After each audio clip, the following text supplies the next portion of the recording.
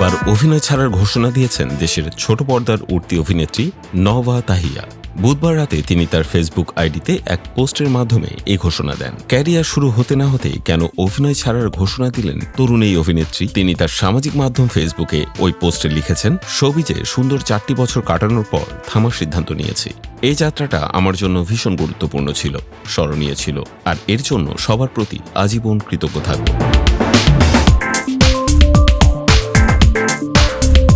তিনি আরও লেখেন, এই মুহূর্তে আমি আমার দিন, নিজের ভেতরের শান্তি, শেখা আর আপন মানুষদের সান্নিধ্যে স্বস্তি খুঁজে পেয়েছি। শিক্ষা ও ব্যক্তিগত উন্নয়নে মনোযোগ দিতে থাকায় জীবনের এই অধ্যায়টি আমার জন্য একেবারেই সঠিক বলে মনে হচ্ছে।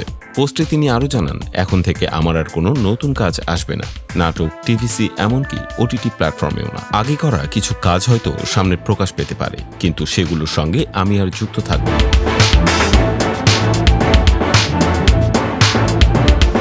সবশেষে তিনি উল্লেখ করেন, হৃদয়ের গভীর থেকে আমাকে এতদিন যে ভালোবাসা ও সমর্থন দিয়েছেন তার জন্য আমি কৃতজ্ঞ। ছোটবেলা থেকেই সাংস্কৃতিক কার্যক্রমে যুক্ত নবা। বিটিভিতে ছোটদের অনুষ্ঠানে আবৃত্তি দিয়ে শুরু করেছেন এই যাত্রা। এরপর বিটিভিতেই উপস্থাপনা শুরু করেন। এরপর বিজ্ঞাপন চিত্র অভিনয় শুরু করেন। তবে তিনি ব্যাপক পরিচিতি পান চরকিতে প্রচারিত মিজানুর রহমান আরিয়ানের ওয়েব ফিল্ম পুনর্মিলনে অভিনয় করে। সিন্তি চরিত্রে অভিনয় করে আলাদাভাবে নজর কাড়েন নবা।